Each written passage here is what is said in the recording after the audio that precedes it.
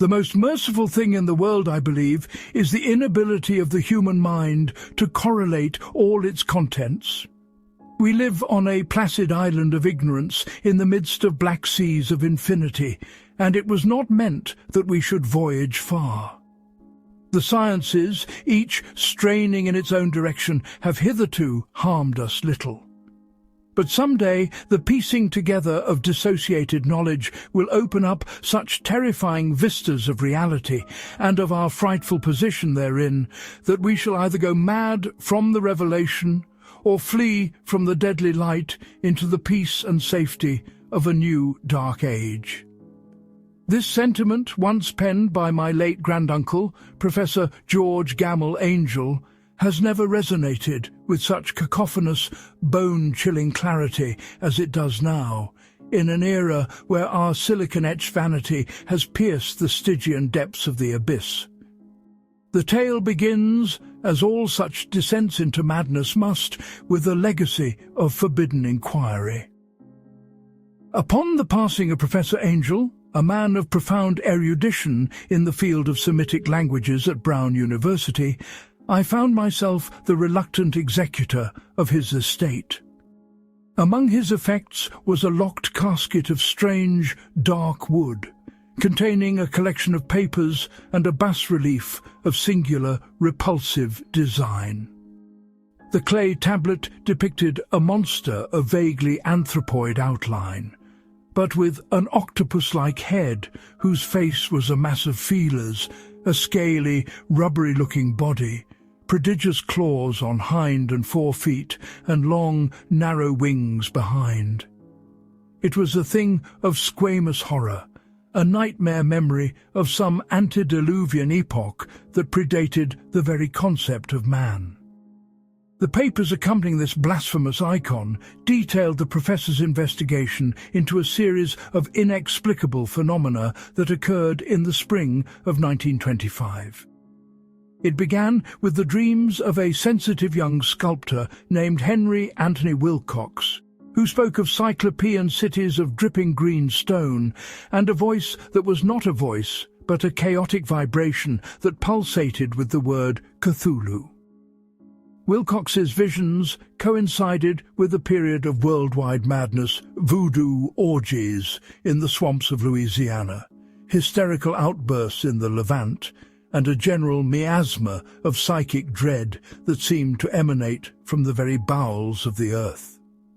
My granduncle's notes led me to the testimony of Inspector Legrasse, who had raided a degenerate cult in the cypress-choked bayous south of New Orleans. There, amidst the squalor of atavistic rites, the police discovered a statuette identical to the one in Wilcox's dreams. The cultists, a loathsome collection of mixed blood and outcasts, gibbered of the great old ones who had filtered down from the stars when the world was young. They spoke of a sleeper, the great Cthulhu, who lay entombed in the sunken city of Relayer, waiting for the time when the stars would come right and he would rise to reclaim his dominion over a world gone mad with slaughter and revelry. The final piece of the puzzle lay in the narrative of Gustaf Johansson, a second mate on the Norwegian schooner Emma. In the South Pacific, Johansson's crew encountered a derelict vessel, the Alert, manned by a crew of murderous fanatics who died rather than surrender. Driven by a storm to coordinates unknown to any chart, the Emma's survivors beheld the rising of Relayer, a nightmare architecture of non-Euclidean geometry, where the angles were all wrong and the very stones seemed to ooze a loathsome, gelatinous ichor. There the great Cthulhu had emerged, a mountain-sized blasphemy of tentacled horror, only to be temporarily thwarted when Johansson rammed the creature with his ship. The city sank once more, and Johansson died shortly after, leaving behind a manuscript that whispered of a terror that would one day return. For decades, this chronicle of eldritch dread remained a dark secret, a footnote in the annals of the unexplained. But the passage of time is a fickle mistress, and the hubris of the modern age has seen fit to reopen the gates that should have remained forever barred. We find ourselves now in the era of the Bloop Protocol, a modern-day techno-thriller of such cosmic implication that the very foundations of our reality tremble. The US Navy, in its ceaseless quest for maritime dominance, established the SOSUS sound surveillance system, an array of underwater hydrophones designed to track Soviet submarines during the Cold War. In the twilight of the 20th century, these sensors captured a sound of such titanic magnitude and ultra-low frequency that it defied all biological or geological explanation. Known colloquially as the bloop, this acoustic anomaly originated from a point in the South Pacific, a point that matched, with terrifying precision, the coordinates of the sunken R'lyeh. For years, the scientific community dismissed the bloop as the sound of an ice quake, a mere cracking of the Antarctic shelf. But within the classified corridors of the Pentagon and the shadowy redoubts of the National Reconnaissance Office, a different truth was whispered. The sound was not a crack, but a pulse, a rhythmic subterranean thrumming that suggested a massive, sentient respiration. The sleeper was stirring, not due to the alignment of distant celestial bodies, but due to a more terrestrial and immediate catastrophe, the shifting of the Earth's magnetic poles. As the magnetic north began its erratic migration toward Siberia, the invisible lines of force that bind our planet were being redrawn. To the uninitiated, this was a mere geophysical curiosity. To those who had studied the forbidden texts, it was the fulfillment of a prophecy. The stars coming right was not a purely astrological phenomenon, but a matter of planetary resonance. The magnetic shifts were altering the very vibrations of the Earth, creating a harmonic frequency that acted as a key to the seals of R'lyeh. In response to this escalating threat, the US Navy initiated the Bloop Protocol. A state-of-the-art nuclear submarine, the USS Miskatonic, was dispatched to the South Pacific. Its crew, a blend of hardened veterans and specialized scientists, was led by Commander Elias Thorne, a man of grim resolve who had spent his career hunting shadows in the deep. Among the specialists was Dr. Ariston Vane, a cryptographer and linguist whose expertise in dead languages had led her to the same conclusions as my granduncle, though she arrived at them through the cold logic of digital analysis. The Miskatonic's mission was ostensibly to investigate a series of seismic anomalies and unidentified submerged objects that had been harassing shipping lanes. However, the true nature of their objective was far more sinister. They were to locate the source of the bloop and, if necessary, neutralize whatever was emitting it. But they were not alone in their pursuit. A rogue faction of the Starry Wisdom cult, a group that had survived the purges of the early 20th century by infiltrating the highest echelons of the military-industrial complex, had their own designs for the sunken city. Led by a shadowy figure known only as the Hierophant, these modern-day acolytes believed that the magnetic shift provided a unique opportunity to wake the sleeper prematurely.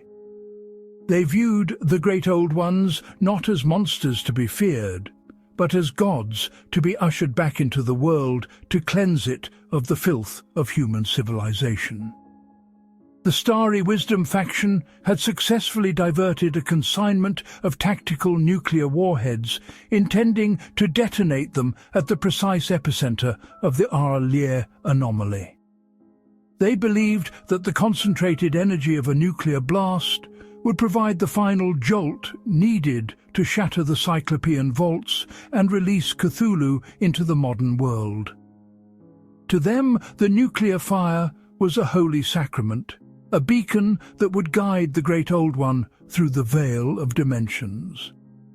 As the USS Miskatonic descended into the lightless depths, the crew began to experience the same psychic degradation that had afflicted Wilcox and the cultists of old. The sonar arrays, designed to detect the subtle hum of engines, instead began to transmit a chaotic symphony of groans, whispers, and rhythmic chanting. Dr. Vane, monitoring the acoustic data, found herself translating strings of syllables that no human throat was meant to utter, the same Funglui Maglwanaf Cthulhu Relie Gwahanagel Fatang that had haunted the dreams of the 1920s. The submarine's interior, a marvel of modern engineering, began to feel like a claustrophobic tomb. The walls seemed to sweat a cold, briny moisture, and the crew reported sightings of shadow men flitting through the narrow corridors. Commander Thorne, struggling to maintain discipline, realized that they were navigating not just through water, but through a thickening miasma of malevolence. Upon reaching the coordinates, the Miskatonic beheld a sight that defied the limits of human comprehension. Through the high-pressure viewports and the enhanced imaging of their deep-sea drones, they saw the ruins of Relia. It was a city of impossible proportions, its towers and monoliths carved from a stone that seemed to absorb the very light of their search beams. The architecture was rugose and pitted, covered in a prehistoric slime that glowed with a faint, sickly phosphorescence. The city was not dead, but dormant. The drones captured images of massive vaulted doorways that pulsed with a dull, subterranean light. The very ground seemed to heave and sigh, as if the entire city were the chest of a gargantuan breathing organism. The bloop, now a deafening roar in their hydrophones, was the sound of Relier's heart. Suddenly, the Miskatonic's sensors detected another vessel, a stealth submersible belonging to the Starry Wisdom cult. The rogue faction had arrived first, and they were already in the process of deploying their nuclear payload. A tense, underwater skirmish ensued, a battle fought with torpedoes and sonic weapons in the shadow of the Great Old One's tomb. The Miskatonic's crew fought with the desperation of men who knew that the fate of the world rested on their shoulders. In the midst of the chaos, Dr. Vane made a horrifying discovery. The magnetic shift was accelerating, and the stars were indeed coming right. The cult's plan to use a nuclear device was not just a means of waking the sleeper. It was a way to stabilize the rift between dimensions that Relier occupied. The explosion would act as a bridge, allowing the full essence of Cthulhu to manifest in our physical reality. Commander Thorne realized that they could not simply destroy the cult's vessel. They had to intercept the warhead and prevent its detonation at all costs. In a daring and suicidal maneuver, Thorne ordered the Miskatonic to ram the cult's submersible, hoping to disable their deployment mechanism. The impact was catastrophic, buckling the Miskatonic's hull and sending the submarine spiraling toward the abyssal floor. As the crew struggled against the encroaching water and the failing life support, Dr. Vane witnessed the culmination of the horror. The magnetic poles reached a critical point of inversion, and for a brief, terrifying moment, the sky above the South Pacific opened. The stars themselves seemed to shift and realign, forming patterns that had not been seen since the dawn of time. From the central vault of Relier, a massive shape began to emerge. It was not a physical entity in the way we understand biology, but a shifting, gelatinous mass of darkness and tentacles that defied the laws of physics. It was the mountain that walked, the priest of the Old Ones, the great Cthulhu himself. The creature's presence was a psychic assault that shattered the minds of many of the crew, leaving them gibbering in the dark. But the nuclear device, damaged in the collision, did not detonate as the cult had intended. Instead of a focused blast, it suffered a partial meltdown, releasing a chaotic surge of radiation and heat that disrupted the delicate harmonic resonance required for Cthulhu's full manifestation.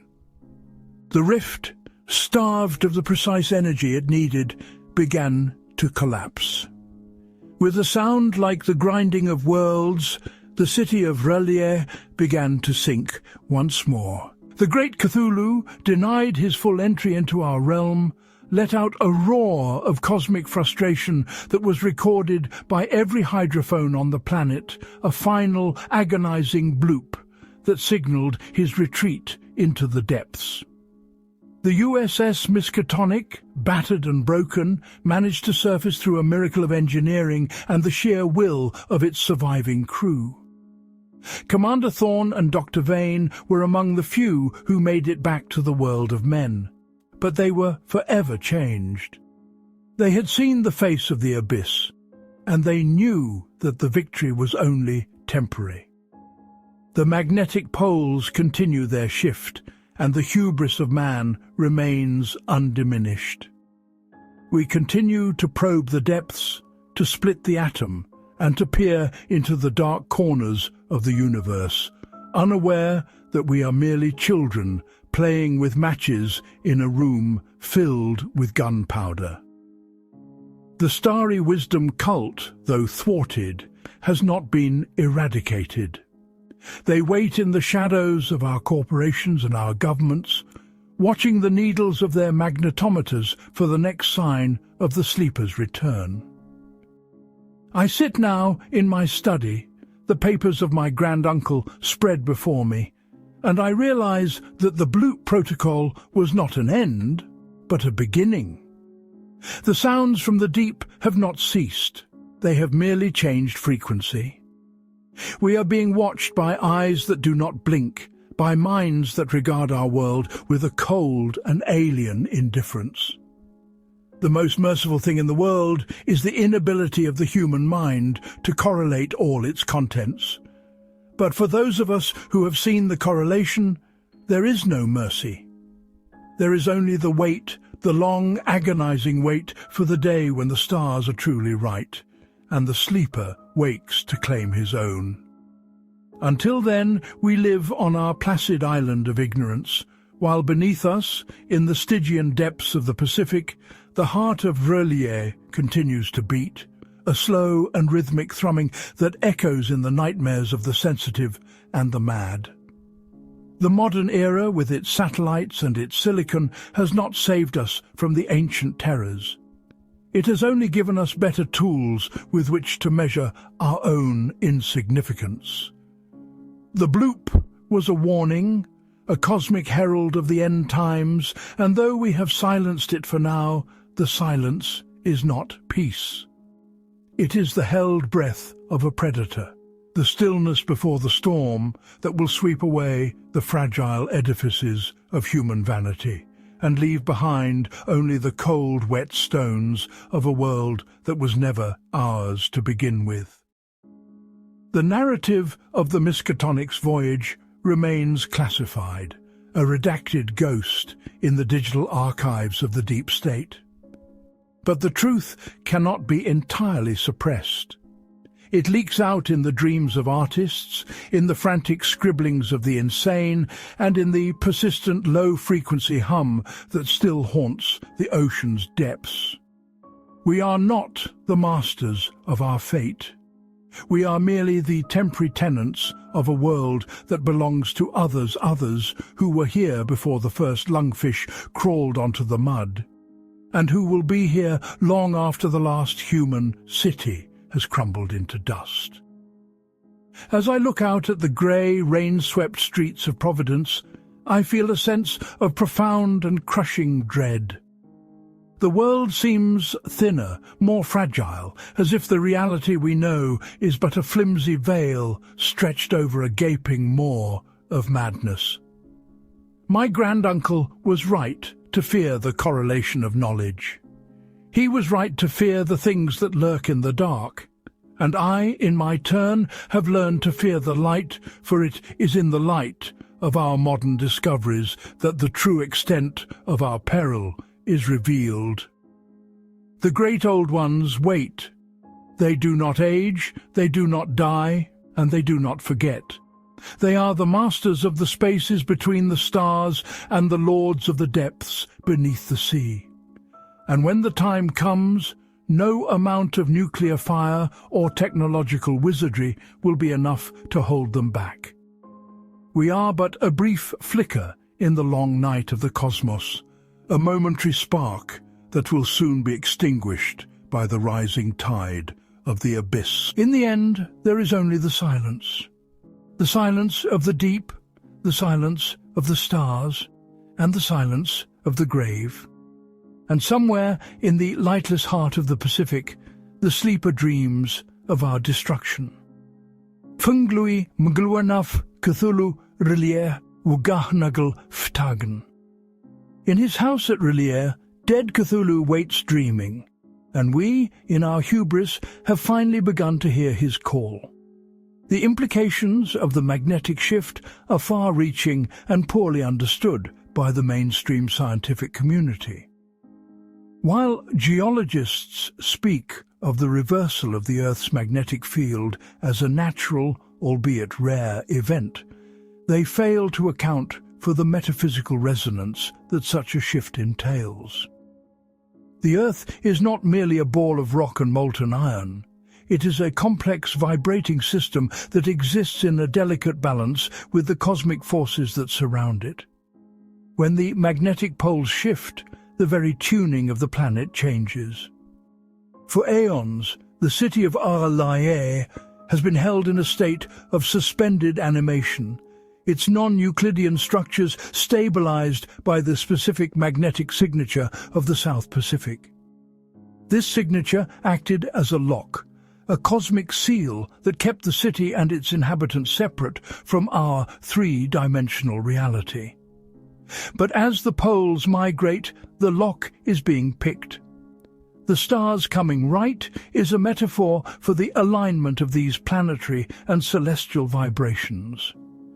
The Starry Wisdom cult, with their blend of ancient occultism and modern physics, understood this better than anyone. They knew that they didn't need to wait for a specific astronomical event. They could manufacture the necessary conditions. Their infiltration of the military and scientific institutions allowed them to monitor the magnetic shift with unprecedented precision. They were waiting for the moment when the window would open, and they were prepared to use any means necessary to ensure that the sleeper emerged. The use of a nuclear device was a stroke of perverse genius. A nuclear explosion is more than just a release of physical energy. It is a rupture in the fabric of space-time. By detonating a warhead at the precise focal point of the Ar-Laye anomaly, the cult hoped to create a permanent bridge, a wormhole of sorts, through which the great old ones could pass. It would have been a catastrophic event, an ontological apocalypse that would have overwritten our reality with the nightmare logic of the old ones. The failure of the cult's plan was not due to any lack of preparation on their part, but rather to the inherent instability of the forces they were trying to harness. The great old ones are not easily controlled, and their emergence is a chaotic process that defies human calculation. The collision between the Miskatonic and the cult's submersible introduced a variable that the cult had not accounted for, a moment of human desperation and sacrifice that disrupted the cosmic equation. But we must not be lulled into a false sense of security. The magnetic shift is still ongoing, and the seals of Arlaye are weaker than they have been in millions of years. The bloop may have subsided, but the underlying pressure is building. The earth is still groaning under the weight of the sleeper, and the psychic miasma is continuing to spread. In the years following the Miskatonic incident, there has been a marked increase in cases of inexplicable mass hysteria, bizarre cult activity, and sensitive individuals reporting terrifying dreams of a sunken city. The digital age has only served to amplify these phenomena. The Internet, with its vast interconnected networks, has become a breeding ground for the spread of eldritch ideas and forbidden knowledge. The Starry Wisdom cult has found new ways to recruit and organize, using the dark web and encrypted communications to further their blasphemous goals. The Bloop Protocol is now a permanent fixture of our national security apparatus, though it is hidden behind layers of secrecy and disinformation. The Navy continues to monitor the South Pacific, their hydrophones listening for the slightest hint of a recurring pulse. But they are fighting a losing battle. How can you stop a sound that resonates in the very soul?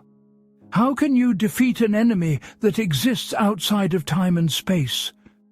Commander Thorne and Dr. Vane, the survivors of the Miskatonic, have become recluses, haunted by what they saw in the depths. Thorne is said to spend his days staring out at the ocean, his eyes filled with a nameless dread. Vane has devoted herself to the study of the magnetic shift, convinced that the final inversion is imminent. They are the sentinels of our doom, the witnesses to a horror that the rest of the world is too blind to see. As for myself, I have taken up the mantle of my granduncle. I have spent my life piecing together the fragments of this cosmic puzzle, and the picture that is emerging is one of utter despair. We are living on borrowed time, on a planet that is not our own. The great old ones were here before us, and they will be here after us. Our entire history, from the first spark of consciousness to our modern technological triumphs, is but a fleeting moment in the eyes of Cthulhu. The most merciful thing in the world is the inability of the human mind to correlate all its contents. But once the correlation is made, there is no going back. You cannot unsee the squamous horror. You cannot unhear the rhythmic thrumming of the abyss. You can only wait and hope that when the end comes, it is quick. The stars are shifting. The poles are turning. The sleeper is stirring. And in the dark, cold depths of the Pacific, the city of Relier is beginning to rise. The bloop was but the first note in a symphony of destruction, and the final movement is about to begin. May the gods, if there are any who care for the plight of man, have mercy on our souls, for the great old ones will have none. The cyclical nature of these events suggests a cosmic rhythm that is far beyond our ability to influence. Just as the tides rise and fall, so too do the great old ones wax and wane in their influence over our world. We are currently in a period of waxing, a time when the barriers between our world and theirs are at their thinnest. The magnetic shift is merely the physical manifestation of this cosmic tide. I often wonder if the cultists are right in their own twisted way. Perhaps the return of the old ones is an inevitable and necessary part of the universe's evolution. Perhaps humanity is merely a transitional species, a temporary occupant of a world that is destined for a much darker and more primordial purpose. The thought is cold comfort, but it's the only one that remains in a world that has lost its way. The Bloop Protocol, the Starry Wisdom cult, the shifting poles, all of these are pieces of a much larger and more terrifying whole. We are caught in the gears of a cosmic machine that we cannot understand, let alone control. Our only hope is to remain in our placid island of ignorance for as long as possible, to cling to the illusions of our daily lives while the darkness closes in around us. But the darkness is already here. It is in the shadows of our cities, in the depths of our oceans, and in the hidden corners of our minds. It is a darkness that has no name, no form, and no end. It is the darkness of the abyss, the darkness of R'lyeh, the darkness of Cthulhu. And as I write these words, I can hear it. A faint, low-frequency thrumming, vibrating in the very floorboards of my study. A sound that is not a sound, but a pulse, a rhythm, a breath. The sleeper is waking, and the world will never be the same again. The modern world, in its frantic rush toward the future, has forgotten the lessons of the past. We have traded our myths and our legends for data points and algorithms, believing that we can master the universe through the sheer force of our intellect. But the universe is not a puzzle to be solved. It is a vast, uncharitable wilderness, inhabited by beings whose power and ancientry make our greatest achievements look like the playthings of children. The Bloop Protocol was a desperate attempt to use our modern tools to combat an ancient threat. It was an admission of our vulnerability, a recognition that there are things in the deep that we cannot control. But in the end, it was a futile gesture. You cannot fight the ocean with a submarine. You cannot fight the stars with a nuclear bomb. The Starry Wisdom cult understood this. They didn't try to fight the old ones, they tried to join them. They recognized that the only way to survive the coming storm was to become a part of it. Their modern-day acolytes are not the wild-eyed fanatics of Legras's day. They are the architects of our world, the men and women who hold the keys to our technology and our power.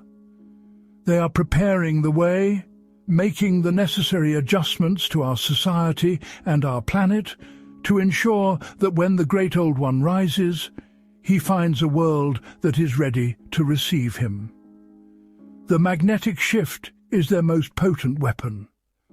By subtly influencing the scientific and political discourse, they have ensured that the true nature of the shift remains hidden.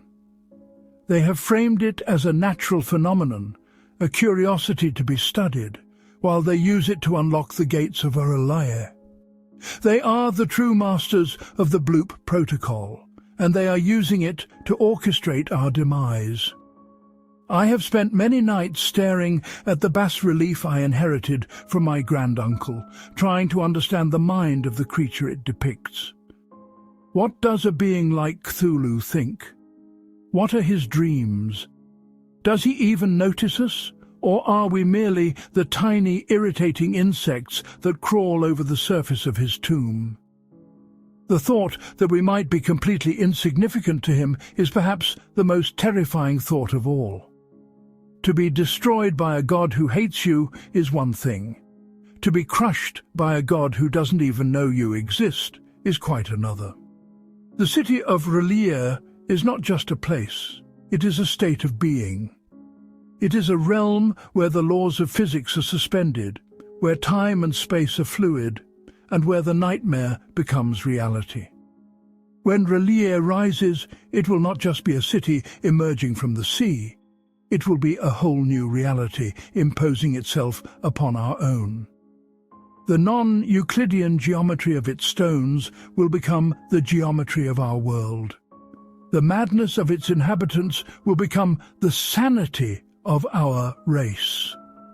The bloop was the first ripple in the pond, the first sign that the surface of our reality was beginning to crack. The magnetic shift is the widening of that crack, and the return of Cthulhu will be the final shattering. I find myself thinking more and more of Gustav Johansen, the brave Norwegian who stood against the mountain and lived to tell the tale. He was a man of simple faith and stout heart, and he did what he had to do to protect his world. But he died in the end, haunted by the memory of what he had seen. There is no happy ending in this story. There is only the struggle and the inevitable defeat. The Miskatonic's crew, too, were brave men and women. They fought with everything they had, and they managed to delay the inevitable. But for what? To give us a few more years of ignorance? To allow us to continue our petty squabbles and our meaningless pursuits for a little while longer? Perhaps that is all we can hope for. Perhaps the greatest victory we can achieve is to die in our sleep before the stars come right. But for those of us who are awake, there is no such mercy. We must watch and wait and bear witness to the end. We must record the sounds from the deep and the shifts in the magnetic field and the dreams of the sensitive. We must be the chroniclers of our own extinction. The rain continues to fall in Providence, a cold, relentless drizzle that seems to soak into the very bones of the city. The shadows in my study are long and deep, and I can almost see the squamous tentacled shape of the Great Old One lurking in the corners. The bas-relief seems to glow with a faint, greenish light, and the feelers on its face seem to twitch in anticipation. The bloop is calling. The poles are turning. The sleeper is waking, and I am so very, very tired. The final report of the bloop protocol, if it were ever to be released, would speak of magnetic anomalies, acoustic signatures, and seismic events.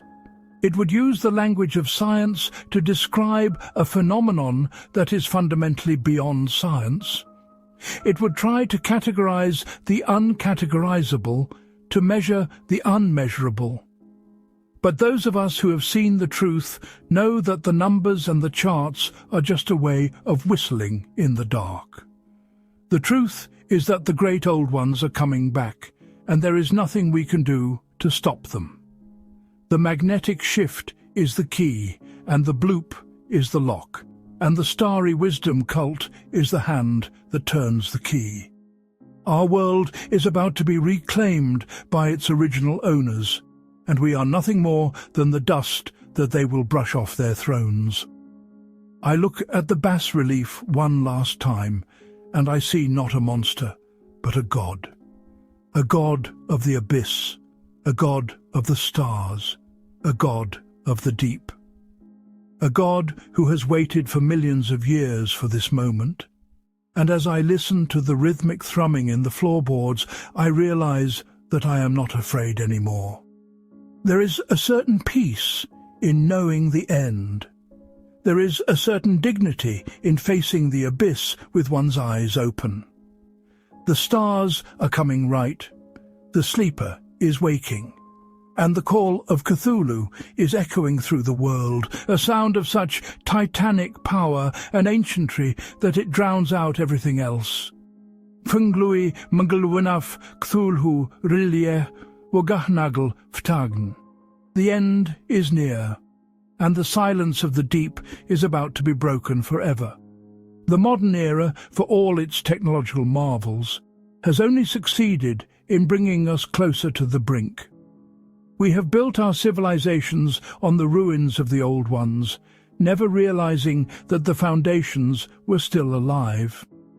We have used their energy, their minerals, and their secrets, never suspecting that we were merely borrowing them. And now the debt is coming due. The bloop protocol was our last best hope, and it failed. Not because of a lack of courage or ingenuity, but because it was based on the fundamental misconception that we are the masters of our world. We are not. We are the guests, the transients, the fleeting shadows in the long afternoon of the earth. And the owners have come home. The magnetic shift continues. The poles are in flux. The earth is trembling. And in the dark, cold depths of the South Pacific, the great Cthulhu is rising from his tomb. The bloop is no longer a sound. It is a physical presence, a vibration that is shaking the very foundations of our reality. The starry wisdom cult is triumphant. They have seen the signs, they have interpreted the omens, and they have acted. They are the new priests of a new world, a world of darkness and madness and eternal revelry. They are welcoming the old ones with open arms, ready to serve their new masters with a devotion that defies human comprehension. And what of us? What of the billions of souls who will be caught in the wake of the great old one's return? We will be the fodder, the fuel, the insignificant sacrifices to a God who does not know our names. We will go mad, we will die, and we will be forgotten. But perhaps in the final moments there will be a flash of clarity. Perhaps we will see the world as it truly is, a vast, uncaring cosmos filled with ancient and terrible beings. Perhaps we will understand that our placid island of ignorance was the greatest gift we were ever given. And then the darkness will take us, and the silence will return. The bloop protocol is over, the call of Cthulhu has been answered, and the world is about to begin again, in the image of the old ones. I can hear the water now. It's rising in the streets of Providence, a cold, briny tide that smells of prehistoric slime and ancient rot. The shadows are no longer just shadows. They are the feelers of the great old one, reaching out to claim what is his. The stars are right, the sleeper is awake, and the abyss is calling me home.